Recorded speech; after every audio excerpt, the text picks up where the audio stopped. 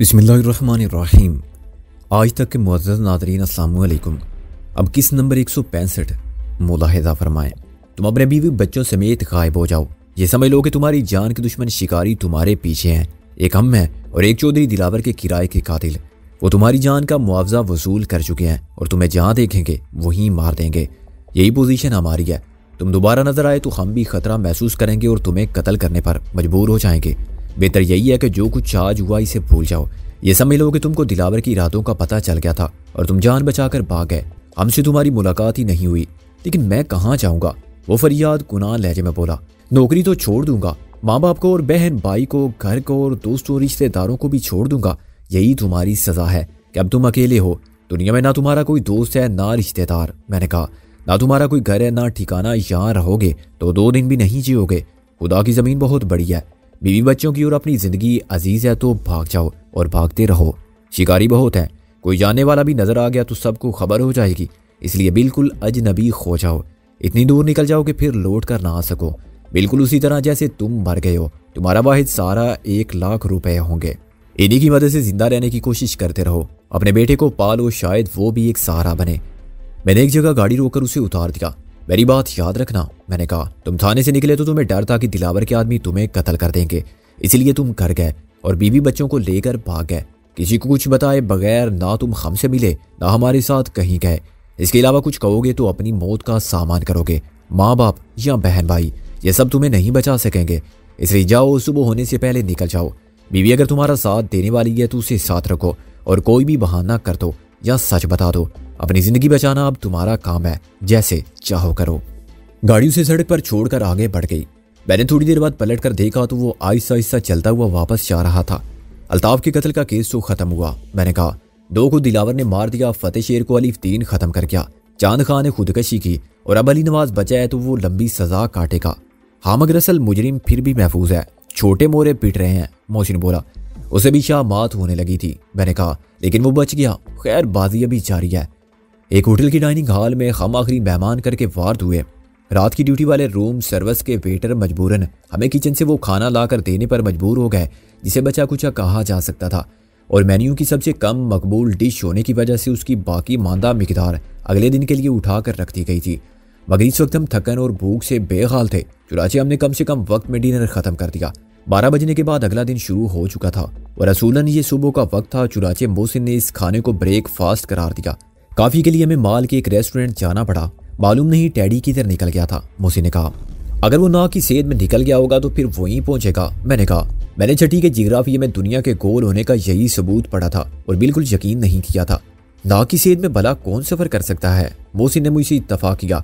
खुसूसन शहर का रहने वाला किसी खंबे या इमारत से ना टकराया तो किसी गाड़ी के नीचे आ जाएगा। फिर भी पहुंचेगा तो वहीं जहां से चला था। मैंने कहा एम्बुलेंस में या चारपाई पर 4 कंधों पर। खाने और काफ़ी के अलावा इस गुफ्तगू का मकसद ज़हन को इस बोझ से आज़ाद करना था जो गुज़िश्ता चंद घंटों के दौरान पेश आए थे। मैं और मोहसिन बार बार हंसने की और बेफिक्री की बातें करने की कोशिश करते थे, लेकिन कुछ ही देर बाद हमें एहसास होता था कि हम अपने अपने ख्यालों की भूल भुलैयों में भटक रहे हैं। मेरे जहन में वो कातिल ट्रक था जिसकी खिदमत सामान को इधर से उधर ले जाने की बजाय 4 इंसानों को आलम फ़ानी से आलम अरवा पहुँचाने के लिए मुस्तार ली गई थी। इस जैसे अनगिनत ट्रक शहरों के दरमियान और खारिज शहर में बार बर्दारी के लिए इस्तेमाल हो रहे हैं। मगर ये कमाल था कि एक आदमी के ज़हन का जिसने इस गुलाम मशीन को आले कत्ल के तौर पर इस्तेमाल करने का फैसला किया। अगले वक्तों में बादशाहों का उताब नाजिल होता था तो वो हुक्म देते थे कि मुजरिम को हाथी के पैरों के नीचे डाल दिया जाए। अब दिलावर जैसे बेताज बादशाह हाथी की जगह मशीनी हाथी इस्तेमाल कर रहे थे। वो ट्रक अब तक वहीं खड़ा हुआ होगा। मुमकिन है ड्राइवर इतनी देर में डुप्लीकेट चाबी ले आया हो और क्लीनर ने पंक्चर होने वाले टायर बदल दिए हों और वो अपनी नाकामी की रिपोर्ट देने जा चुके हों। दिलावर का रद्द-ए-अमल क्या होगा? वो दोनों से सवाल करेगा कि टायर किसने पंक्चर किए थे। उन्होंने किसी को करीब आते देखा था। वो किस सुलिया और शक्ल का आदमी था जो ज़बरदस्ती ट्रक की खराबी दूर करने पर मुसर था। फिर उसका जहन जिस नतीजे पर पहुंचेगा वो बिल्कुल दुरुस्त होगा। 50% कामयाबी और 50% नाकामी पर शायद वो ड्राइवर और क्लीनर को तो एक मौका और दे दे, और उसे अभी कहाँ मालूम होगा कि बिलवास्ता तौर पर हमने भी उसकी मदद करते हुए तीसरे आदमी को ख़त्म कर दिया है, लेकिन चौथा आदमी उसकी दस्तरस से निकल चुका है। खैर मजमूई तौर पर उसको अपने मकसद के उसूल में मायूसी नहीं हुई होगी। 4 में से 3 गवाह तो मारे गए और चौथा जान बचाकर भाग गया। तो अब डर किसका? वक्त भी कैसा बाजीगर है। अभी 8 बजे दोनों वाजिबुल कत्ल गवाह थाने से निकले थे तो अपनी हिफाजत के ख्याल से गाफिल ना थे। उनको मारने वाले तो ना मार सके मगर हमने उनमें से एक को मार दिया। हालांकि हम मुआफिज बन के पहुंचे थे। चांद खां को बहरहाल मरना था। सड़क पर ट्रक से कुचलकर मौत ना आई, किसी वीरान जंगल में आई। इससे क्या फर्क पड़ता है? या मरता तो उसका खस्ता तन लाशा दुनियावी रसूम के मुताबिक सपुर्दे खाक होता। अब भी वो सुपुर्दे खाक तो हुआ मगर उसे कोई प्राइवेट कब्र ना मिली। उसे एक पहले से मौजूद मुर्दे के साथ कब्र में शेयर करना पड़ा, जैसे मजबूरी में लोग एक कमरे में या एक फ्लैट में शेयर करते हैं। दिलावर ने खुद को फतेह शेर के कत्ल में मुलव्वस होने से साफ बचा लिया। मोहसिन बोला, हाउस के और फतेह शेर के टेप अब भी हमारे पास मौजूद हैं, लेकिन हम उनका इस्तेमाल नहीं कर सकते। मैंने कहा, अगर राबिया केस कर देती या जैसा कि गालिब चाहता था वो निजी इस्तगासा कर देता तो ये सबूत हम उनके हवाले कर सकते थे। मोहसिन बोला, राबिया को किसी लंबे चक्कर में नहीं पड़ना चाहिए। मैंने कहा, यह तो अलिफ-दीन के करने का केस था, हम उसको ये सबूत फराहम कर देते और उन्हें अदालत में पेश कर देता, लेकिन उसने भी हमारा ही मसलक इख्तियार किया और अपने मुजरिम को खुद ही सजा देकर भाग गया जिसका वो मुस्तहिक था। इसमें दिलावर के खिलाफ मुद्दई बनने का हौसला नहीं था। असल मुजरिम तो दिलावर था। मैंने कहा, कत्ल करना था तो उसे करता, अलिफ-दीन जैसे शख्स का कोई भरोसा नहीं। मैंने कहा, वो गायब तो हुआ लेकिन इस बात का सबूत कोई नहीं है कि शहर से भी निकल गया है। वो पागल हो गया था। ये हो सकता है कि वो दिलावर की ताक में हो। तूने उस ट्रक का नंबर नोट किया था? मोहसिन बोला, नहीं। मैंने कहा, वहां अंधेरा भी तो था। हाँ, लेकिन मैंने करीब जाके देखा था। मोहसिन बोला, उस वक्त जब टैडी जबरदस्ती क्लीनर के गले पड़ रहा था कि वो खराबी दूर कर सकता है और तू ट्रक के नीचे स्पीड ब्रेकर लगा रहा था। उन्होंने नंबर को थोड़ा सा बदला था, 3 को 8 बना दिया था और 1 को 7, ई को भी F कर दिया था, मगर हम ये चक्कर चला चुके हैं। मैंने असल नंबर नोट कर लिया था। क्या ख्याल है अगर पुलिस को ये नंबर दिया जाए और बताया जाए किसी ट्रक ने उनके 2 आदमी मारे थे? दिलावर कुछ नहीं होने देगा। एक तो इसलिए कि हम गुमनाम टेलीफोन ही कर सकते हैं, और अगर कोई सवाल कर बैठे कि तुम्हें कैसे मालूम हुआ तो हम जवाब से मुतमईन नहीं कर सकते। मोहसिन बोला, ये ठीक है कि ट्रक के टायरों पर से खून के दाग 1000 बार धोने पर भी नहीं मिटाए जा सकते, लेकिन वो टायर ही बदल दिए जाएं, ये तो मुमकिन है।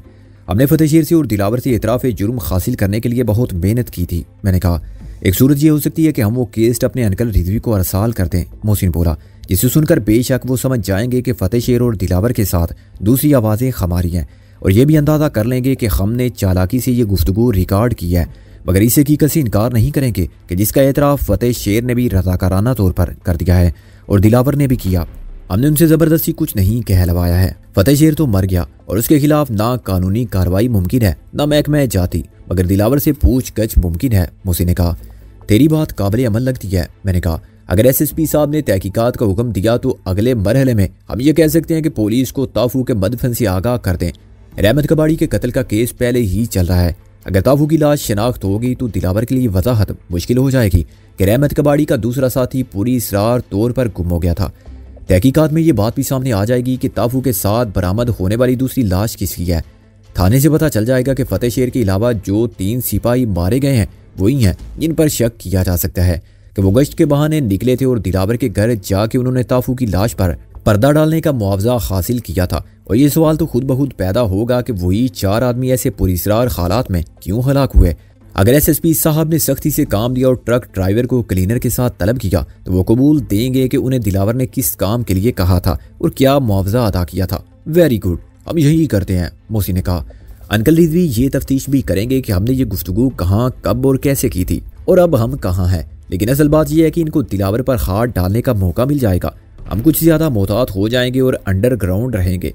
SSP साहब खुसूसी तफ्तीशी टीम भी तश्कील दे सकते हैं और तफ्तीश क्राइम ब्रांच या CIA के सुपुर्द भी कर सकते हैं। फौरी तौर पर दिलावर को नुकसान हो ना हो उस पर नफसियाती दबाव तो बढ़ेगा। मैंने कहा, शिकारी भी खून ख्वार या आदमखोर शेर का शिकार करते हैं तो उसके गिर्द हल्का तंग करते हैं। डोल पीट कर और चारों तरफ से मशलें लेकर आगे बढ़ते हैं तो शेर खौफजदा होता है और खुद शिकार गाह की जानिब बढ़ता है। दिलावर जैसे शिकारी को भी इतनी उलझनों में और इतनी ज़हनी परेशानियों में मुबतला कर दिया जाए ताकि वो ज़हनी तौर पर मफलूज हो जाए और उसको हमारे खिलाफ कुछ करने की बजाय अपने दिफा में कुछ करने का ख्याल परेशान रखे। हिकमत अमली मुझे पसंद आई। सुबह किसी आज दोनों केस अरसाल कर दिए जाएंगे। मोहसिन ने कहा, टैडी और उनके घर की बजाय ऑफिस के किसी क्लर्क या चपरासी को दे आए और वहाँ ठहरे नहीं। हमें से कोई बाद में टेलीफोन करके ट्रक का नंबर बता सकता है। मसलन ये काम गालिब कर सकता है, वो रिपोर्टर है और रिजवी साहब उसकी बात को टाल नहीं सकते। वो अपनी मालूमात का जरिया बताने का भी पाबंद नहीं है। कुछ दिन हमें बाहर नहीं निकलना चाहिए। मैंने कहा, निकलने के लिए रात का वक्त मौजूद है। यहाँ की पुलिस यकलख्त फिर हमारी जुस्जू में सर गर्म हो जाएगी। यहाँ से तो उठ, 1:30 बज रहा है। मोसी ने कहा, डैडी अगर घर पहुंचा होगा तो परेशान होगा। हमेशा की तरह हमने फॉक्स वैगन को 2 गलियां छोड़कर एक खाली प्लाट पर खड़ा किया और पैदल घर पहुंचे। डैडी जाग रहा था और खासा परेशान था। यार मेरे दिल में तो होल उठ रहे थे। वो बोला, गालिब साहब तशरीफ नहीं लाए? मोसी ने कहा, कोई भी नहीं आया, मैं अकेला था। डैडी बोला, वहां दौड़ लगाई तो काफी आगे निकल आया, पलट के गया तो तुम गायब थे। मैंने दूरी से देख लिया था और वो ट्रक वहां मौजूद था। मैंने कहा। डैडी ने इकरार में सर हिलाया। तुमको वापस जाने का खतरा मोल देने की क्या जरूरत थी? मोसी ने कहा, अगर वो तुमको पहचान लेते तो क्या होता? क्या होता? मैंने कौन सा जुर्म किया था? डैडी ने कहा, मैं तो उनकी मदद करना चाहता था। वो खुद ही घबरा गए थे कि कहीं उनका बना बनाया काम ना बिगड़ जाए। काम तो उनका बिगड़ गया। मैंने कहा, वो अपने मकसद में कामयाब नहीं हो सके। हम उन दोनों को निकाल लाए थे, कांस्टेबल चांद खान और अली नवाज को, और हमने उनसे सब कुछ पूछ लिया। मोसी ने उसे मुसर्रत से इतला दी। उन्होंने ताफू की कब्र भी बता दी और ये भी बता दिया कि उन्होंने अपने हिस्से का 1 लाख कहाँ छुपा रखा है। हमें उन पर थोड़ी सी सख्ती भी करनी पड़ी क्योंकि उनमें से चांद खान जरा जिद्दी और खुद को टार्जन समझने वाला आदमी था। इसी खुशफहमी के बायस वो मारा गया। उसने जिस्मानी तौर पर मुजाहमत की मगर ज़हनी तौर पर वो इतना बुज़दिल साबित हुआ कि ताफू की लाश निकालते उसका दिमाग उलट गया और उसने भागने की कोशिश की। मजबूरन मुझे उस पर गोली चलानी पड़ी। अली नवाज को हमने छोड़ दिया। छोड़ दिया? डैडी ने हैरानी से कहा, ऐसे ही छोड़ दिया? ऐसे ही का क्या मतलब? उसने तो सब कुछ बता दिया था। मैंने कहा, हम क्या उसे फांसी चढ़ा देते? हमारे पास तो उसे कैद में रखने के लिए भी जगह नहीं थी। इसके अलावा मोहसिन ने कहा, हम उसे बता चुके थे कि वो कहीं भी महफूज नहीं है। दिलावर ने उसे कत्ल ना करवाया तो हम उसे नहीं छोड़ेंगे और उसके हक में यही बेहतर है कि 1 लाख ले और अपनी नई नवेली दुल्हन के साथ गायब हो जाए। वो से ज्यादा डरपोक आदमी था। लेकिन उस्ताद, अगर उसने तुम्हारी बात ना मानी और दिलावर के पास चला गया फिर? डैडी ने सोचते हुए कहा, और उसने तुम्हारे बारे में सब कुछ बता दिया? ये भी मान लिया कि उसने ताफू की कब्र की निशानदेही कर दी है क्योंकि वो मजबूर था। वो कह सकता है कि सिकंदर और मोहसिन मुझे भी चांद खां की तरह कत्ल कर देते। उसे हमारे नाम मालूम नहीं। मोहसिन ने कहा, हमने एक बार भी नाम लेने की गलती नहीं की है, लेकिन उसने तुम दोनों के चेहरे तो देखे हैं। डैडी बोला, अगर उसने दिलावर के सामने उलिया बयान किया तो क्या दिलावर समझ नहीं जाएगा कि अली नवाज किसका जिक्र कर रहा है? मैंने मोहसिन की तरफ देखा। बैक वक्त हम दोनों को एहसास हुआ कि डैडी की बात में वजन है और यह ऐसा नुक्ता था जो हमारे जहन में नहीं आया था।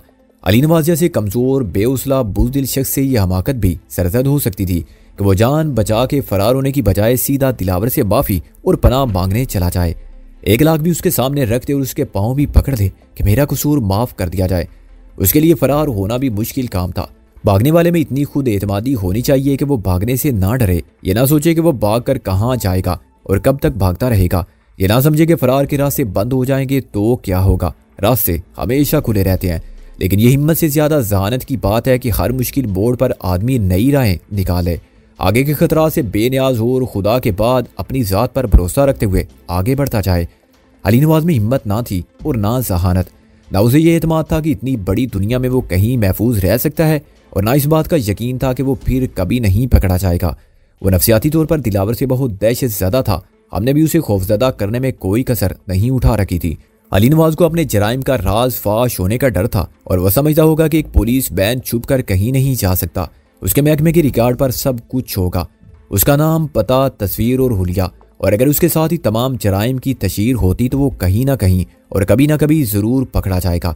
उस बेवकूफ़ आदमी से कुछ बाइद नहीं था कि वो खुद को दिलावर के रहम और करम पर छोड़ दे, उसी से कहे कि मुझे बचाओ और उसी के हाथों मारा जाए। दिलावर वो शख्स था जिसके सीने में दिल ही नहीं था। अगर था तो उसका जज्बात से उतना ही रिश्ता था जितना पत्थर का जिंदगी के एहसास है। शराफत और इंसानियत, रहम दिली, नेकी या मुरव्वत और लिहाज उसके लिए बेमानी थे।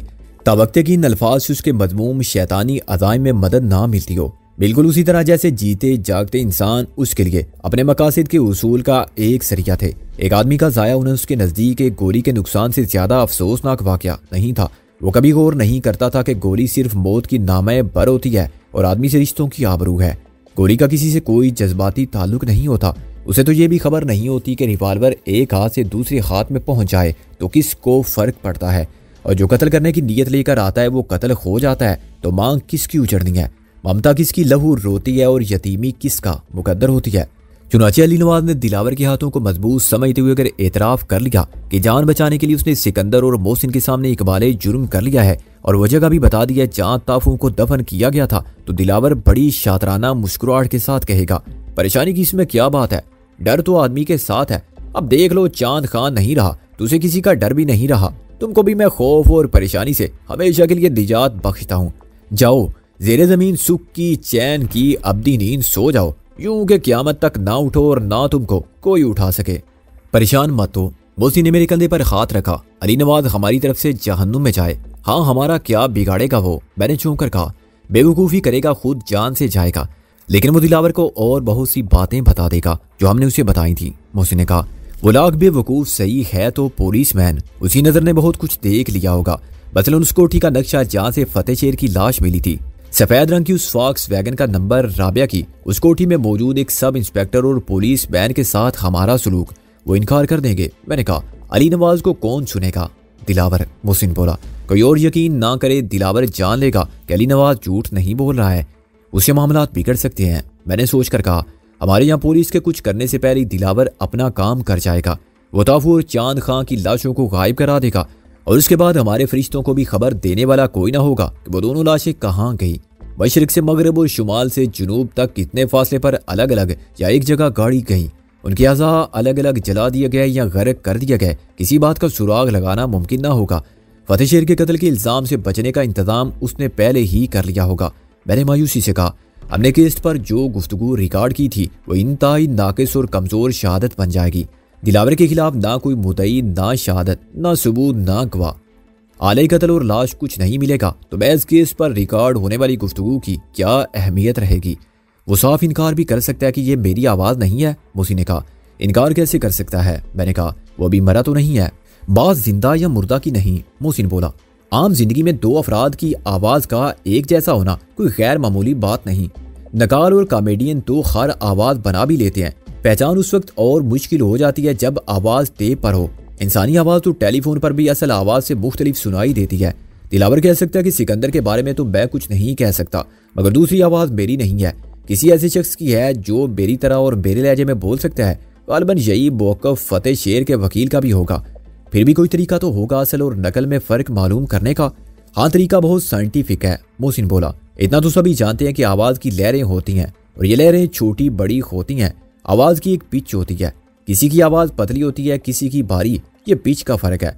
बाहर के मुल्कों में ऐसे हसास इलेक्ट्रॉनिक आलात मौजूद हैं जिनसे हर शख्स की आवाज़ का ग्राफ बनाया जा सकता है, बिल्कुल उसी तरह जैसे दिल की धड़कन का ग्राफ बनाया जाता है जो ECG कहलाता है।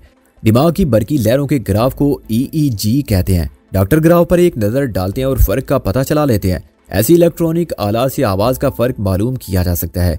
मेरी या तेरी आवाज़ का ग्राफ 10 दफ़ा क्या 1000 दफ़ा बनाया जाए तब भी एक ही होगा। आवाज़ किसी और की होगी तो फ़र्क आ जाएगा, वह सुनने में वो आवाज़ 100% असल आवाज़ लगती हो। यूरोप और अमेरिका में जहाँ सिक्योरिटी के इंतजामात इंतहाई सख्त होते हैं, वहाँ अब शिनाख्ती कार्ड चेक नहीं किए जाते, शिनाख्ती कार्ड बोगस भी बन जाते हैं। गलत आदमी को अंदर दाखिल होने से रोकने के लिए बाज़ जगह फिंगरप्रिंट का निज़ाम है, यानी अंदर जाने वाला आदमी अपना अंगूठा एक खास मुकाम पर रखे, अंदर किसी कंप्यूटर में पहले से फिंगरप्रिंट मौजूद है। दोनों एक होंगे तो कंप्यूटर का खुद कार निज़ाम दरवाज़ा खोल देगा, वरना अलार्म देगा कि सिक्योरिटी खतरे में है। इससे भी जदीद निज़ाम ये है कि आप दरवाजे के मुकाबिल खड़े होकर अपना नाम बताएं। असल आवाज़ का ग्राफ अंदर किसी कंप्यूटर के ज़हन में महफूज है। जब आप नाम बताएंगे तो कंप्यूटर नाम की परवाह किए बगैर सिर्फ आवाज़ के ग्राफ पिलाएगा, और एक होंगे तो आपको अंदर जाने की इजाज़त देगा। नाम आप कुछ भी बता दें, तुर्रम खान या फन्ने खान, कंप्यूटर साफ उस ग्राफ को समझता है, जिसे साउंड पिक्चर भी कहा जा सकता है। बेचारा शेक्सपियर तो इसलिए बहुत पहले कह गया था कि नाम में क्या रखा है। मुझे इस मिसाल पर हंसी आई, इस बात का मतलब तो मैं समझ गया। तो अब भी ये समझ लो कि जब दिलावर इनकार करेगा तो उसकी आवाज़ की तस्वीर बनवानी ज़रूरी होगी। मोहसिन बोला, मुझे नहीं मालूम कि यहाँ की किसी लेबॉर्ट्री में इतना जदीद इलेक्ट्रॉनिक सिस्टम मौजूद है या नहीं जो दिलावर की असल आवाज़ और टेप की आवाज़ को एक साबित कर सके। अगर है तो वो बेचारा कंप्यूटर खुद अदालत में हाजिर होकर नहीं कह सकता कि माय लॉर्ड दिलावर झूठ बोलता है और टेप पर उसी की आवाज़ है।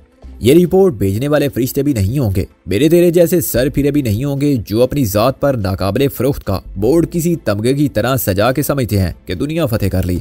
हालांकि दुनिया हमारी उसी फितरत से नाला है। वो जो अल्लामा मरहूम ने कहा था कि आइन जमा मर्दा हक गोयो बेबाकी, तो न जाने वो दौर गुजर गया या अब आएगा। फिलहाल तो इस फलसफे की बट्टी पलीद हो रही है। चुनाचे दिलावर को भी सिक्का रायजल वक्त में मुनासिब और काबिल कबूल कीमत अदा करनी पड़ेगी, फिर उसे वही रिपोर्ट मिल जाएगी जो वो चाहता है। और कोई रातों रात दौलतमंद हो जाने वाला अदालत में ये रिपोर्ट देगा कि माई लॉर्ड सिकंदर बख्त का पेश करदा केस जालसाजी का नमूना है। इसमें चौधरी दिलावर की आवाज बनाने की भूंडी सी कोशिश की गई है और ये रेडियो ड्रामा सदाकारी का कमाल करार दिया जाएगा तो अदालत उसे मुस्तरद कर देगी। मनहुअल मतलूब।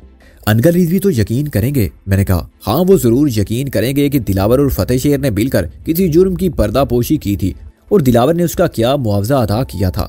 मोहसिन बोला, वो इतने तजुर्बाकार पुलिस ऑफिसर हैं, ये भी तस्लीम कर लेंगे कि फतेह शेर ने आराम की कितनी दौलत कमाने का एतराफ़ कर लिया था और ये भी समझ जाएंगे कि तूने उन दोनों को किस तरह ट्रेप किया होगा, मगर वो कोई कानूनी कार्रवाई इस टेप को बुनियाद बनाकर नहीं करेंगे। कोई बात नहीं, उनको इतना तो मालूम हो कि हम किसके खिलाफ सफ आ रहा है। मैंने कहा हमारी जंग किससे है और क्यों है। उनके नुक्ते नज़र से हमारी जिद्दोजहद गैर कानूनी है, मगर हम भी तो इसलिए मजबूर हैं कि उनका कानून हमें तहफ़्फ़ुज़ फराहम नहीं कर सकता और असल मुजरिमों के सामने बेबस है। क्या वो खुद अपनी बेबसी को नहीं समझते हैं, लेकिन उनको अदाए फ़र्ज से गर्ज है। वो निज़ाम इंसाफ की खामियों और कोताहियों को उज़र बनाकर फ़र्ज शनासी के तकाज़ों से रूह गर्दानी नहीं कर सकते। मोहसिन ने कहा रात का आखिरी पहर था, लेकिन नींद हम में से किसी को भी नहीं आ रही थी। मोहसिन ने 2 सिगरेटें जलाई और उनमें से एक मुझे पकड़ा दी। मियाँ नेक मोहम्मद, आखिर हम तुम्हारे मेहमान हैं, तुम पर खातिर मदारत वाजिब है, और कुछ नहीं तो चाय ही पिला दो। इस वक्त तो मेरे दिल की कही तुमने, मैं उठने ही वाला था। डैडी बोला हालात सख्त होते जा रहे हैं उस्ताद। मैंने कहा रात को जागने और दिन को सोने का असर ये होगा कि आदात व एतवार ही से नहीं, सूरत ही से भी हम वही नजर आएंगे। अलिफ से उल्लू, मगर मजबूरी में आदमी उल्लू बनता है। कभी दिल के हाथों मजबूर हो के, बोसी ने कहा, कभी शामत आमाल के बायस, लेकिन तुम महज 2 उल्लुओं की सोबत में उल्लू बन रहे हो। मैंने कहा जाओ प्यारे उल्लू, चाय बना लाओ। चाय बनाने के लिए जाने से पहले उस्ताद टैडी ने दलाइल से साबित किया कि इस वक्त दुनिया में हर शख्स किसी ना किसी को उल्लू बना रहा है। बीवी शोहर को, शोहर बीवी को, बच्चे माँ बाप को, सियासतदान अवाम को, शायर से लेकर ताजिर तक और मजदूर से लेकर आजिर तक सब एक दूसरे को उल्लू बनाते हैं। चुनाचे दुनिया में इंसान कोई नहीं है, सब उल्लू हैं या उल्लू के पट्टे हैं। फिर वो वॉकआउट कर गया। जब डैडी चाय लेकर अंदर आया तो हम फर्श पर दीवार से टेक लगाए पैर फैलाए बैठे हुए थे। रात के आखिरी पैर में सर्दी बढ़ गई थी, चुनाचे हमने पैरों पर कंबल डाल लिया था। मेरे हाथ फिर भी ठंडे हो रहे थे और फर्श पर बिछी हुई दरी भी मुझे नाकाफी महसूस हो रही थी। वाह वाह, मोहसिन ने गर्म चाय का एक घूंट लेकर कहा, मजा आ गया, आज सर्दी भी ज्यादा है। तुम इसे कंबल में सर्दियों का पूरा मौसम गुजार देते हो। मैंने डैडी से कहा एक कंबल से क्या होता है जी। डैडी बोला सुबह तक आदमी की कुल्फी जम जाए। मेरा कमरा एयर कंडीशनड है, सर्दी बाहर कितनी भी हो अंदर पता भी नहीं चलता। उसने पलंग के नीचे से इलेक्ट्रिक रूम हीटर निकाला और प्लग लगा के ऑन कर दिया। डबल बार वाले हीटर की चमकदार सतह से रोशनी के साथ हरारत कमरे में फैलने लगी। मैंने हैरानी से डैडी की तरफ देखा। उस्ताद ये हीटर तो 70-80 रुपए का है। मैंने कहा मगर ये 2000 वाट का हीटर है, इसका बिजली का खर्च तो बहुत ज्यादा होगा। मोहसिन ने कहा पता नहीं जी, हमने तो मालिक के मकान से 10 रुपए महीना तय कर रखा है। डैडी बोला 10 रुपए महीना? मोहसिन ने कहा और मकान का किराया कितना देते हो? 50 रुपए। डैडी ने कहा कमाल है, इस तरह तुम 200 रुपए की तो बिजली खर्च कर देते हो। मैंने कहा मालिक मकान तो रोता होगा, उसने तो अपने घर के 3 कमरों में हीटर लगा रखे हैं। डैडी ने दांत निकाल के कहा बिल्कुल साथ वाला मकान उसका है और मीटर भी उधर ही है, बड़ी ईमानदारी से हर महीने 15-20 रुपए का बिल अदा करता है। अच्छा गोया डायरेक्ट कनेक्शन ले रखा है। मैंने कहा या वो खुद वापडा में है। डैडी ने नफी में सारी लाया, उसका साला मीटर रीडर है। देखा मोहसिन खान, इस माशरे में एक मीटर रीडर कितना बाइख्तियार है। मैंने कहा हुकूमत क्या करे और निज़ाम इंसाफ क्या करे। पुलिस कांस्टेबल से लेकर कस्टम के चपरासी तक सबकी ताकत उन कवानीन की ताकत से ज्यादा हो गई है जो बदउनवानी को खत्म करने के लिए बनाए जाते हैं।